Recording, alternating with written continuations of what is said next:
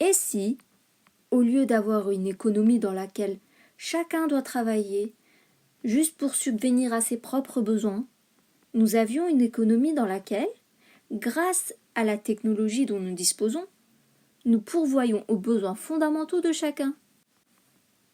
Étant donné que le taux de chômage est si élevé, cela signifie que nous n'avons pas besoin de faire autant de travail pour soutenir la société et subvenir aux besoins de tous.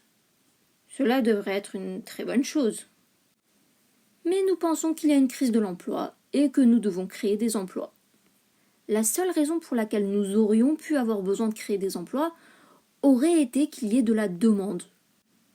Puisqu'il n'y a pas de demande d'emploi, des emplois ne seront pas créés, à moins que les gens ne commencent soudainement à exiger quelque chose qu'ils ne réclament pas actuellement. Pour être franc, cependant, beaucoup de choses que les gens demandent et beaucoup d'emplois qu'ils occupent ne sont pas nécessaires. Nous n'avons pas vraiment besoin de télévendeurs, ni de politiciens, à mon avis. Nous n'avons pas vraiment besoin de créer beaucoup d'emplois simplement parce qu'ils pourraient être remplacés par la technologie si nous avions l'impulsion nécessaire pour le faire. D'ailleurs, nous avons déjà ces caisses automatiques dans les épiceries. Pourquoi avons-nous besoin de produits d'épicerie ? Pourquoi avons-nous besoin de gens pour nous faire sortir ? Je suis sûre que si nous le voulions, nous pourrions très facilement licencier tous ceux qui travaillent comme épiciers et les remplacer par la technologie.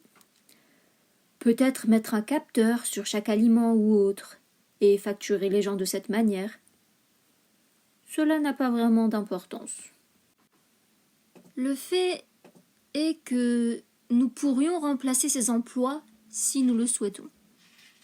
Mais nous sommes coincés dans cette économie où tout le monde doit avoir un emploi pour subvenir à ses besoins. Je pense que le gros problème auquel nous sommes confrontés n'est pas qu'il y a un manque d'emploi, mais qu'il y a un manque de besoin d'emploi. Alors, imaginez une petite société, peut-être de 100 ou 200 personnes, cultivant tous leur propre nourriture, de manière complètement indépendante, ne se déplaçant nulle part et ne transportant rien nulle part, complètement seul et autonome. Et quelqu'un dans cette société invente une technologie qui fait que seulement la moitié du travail est nécessaire pour nourrir tout le monde. Alors, il invente une charrue ou une sorte de technologie agricole. Dit-on alors que dès qu'il y a moins de travail à faire, il y a forcément une crise de l'emploi, du chômage ? Non. Dans cette situation, ils ont soudainement beaucoup plus de temps libre et ils peuvent utiliser ce temps libre pour faire tout ce qu'ils veulent. Ils n'ont plus besoin de cultiver, d'être agriculteurs. Et nous sommes un peu comme ça, mais à une échelle beaucoup plus grande. Mais c'est comme si quelqu'un du village était venu dire que c'était un problème, que nous avons besoin que tout le monde travaille tout le temps. Parce que sinon, comment pouvons-nous savoir si tout le monde contribue au village ? Cela crée donc un problème et fait du chômage une mauvaise chose au lieu d'une bonne chose. Et ça fait que tout le monde est endetté et qu'il n'y a pas d'argent pour les rembourser.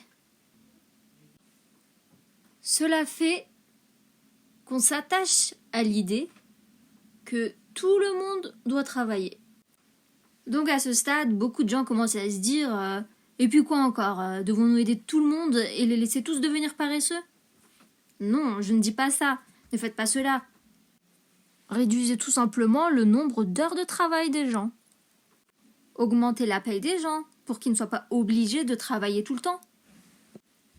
Par exemple, disons qu'il y a une épicerie et que cette épicerie emploie environ 30 personnes. Et certains remplissant les étagères, d'autres s'occupant des appels et le reste occupant la fonction de manager.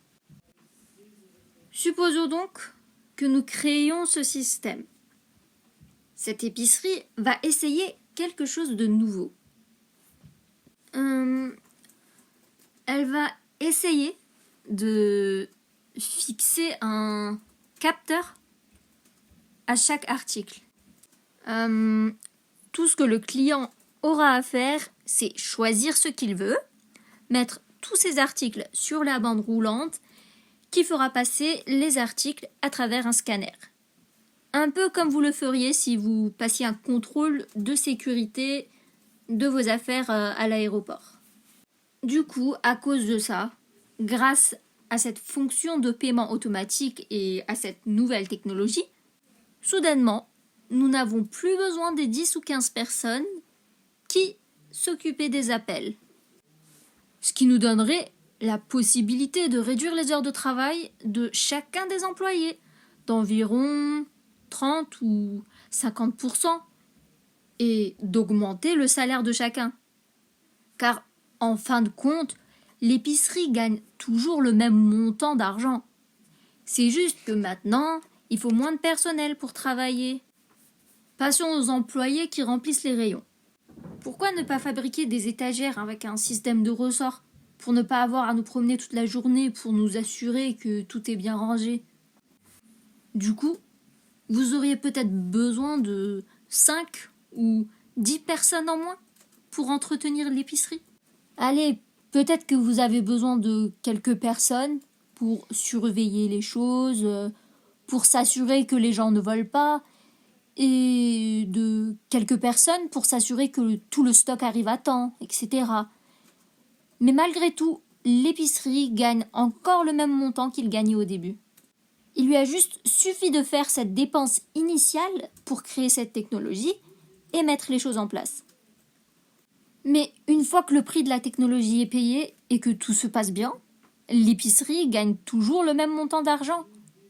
Il y a toujours une demande de nourriture et de tout ce qui se trouve dans l'épicerie. Sauf que vous n'avez pratiquement aucun travail à faire pour l'entretenir. Dans ce cas-là, nous sommes évidemment confrontés à une crise de l'emploi. Et vous voyez le problème ici ?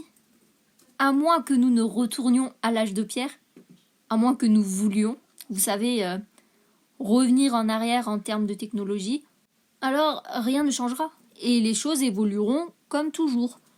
Nous aurons toujours les choses comme nous le faisons actuellement avec beaucoup de gens endettés et au chômage. Tout cela est très mauvais parce que personne ne peut subvenir à ses propres besoins, personne ne peut se nourrir et il n'y a aucun moyen de contourner le problème. Car nous n'avons pas besoin que ces gens travaillent. Voilà, ce n'est donc qu'un exemple pour vous montrer comment certains emplois pourraient être assez facilement éliminés grâce à la technologie. Aujourd'hui, il n'est pas inconcevable qu'avec la technologie, nous puissions éliminer de nombreux autres emplois et éliminer les emplois qui ne produisent rien, comme faire de la publicité. Enfin, si nous sommes prêts à régresser en matière de technologie, ce problème va continuer à se présenter. Parce qu'il va y avoir du chômage, n'est-ce pas ? Parce que c'est ce que fait la technologie. Elle réduit la charge de travail. Je pense que la vraie crise ici n'est pas celle du chômage. La crise est que nous travaillons toujours aussi dur, sinon plus que par le passé, malgré toutes les nouvelles technologies dont nous disposons.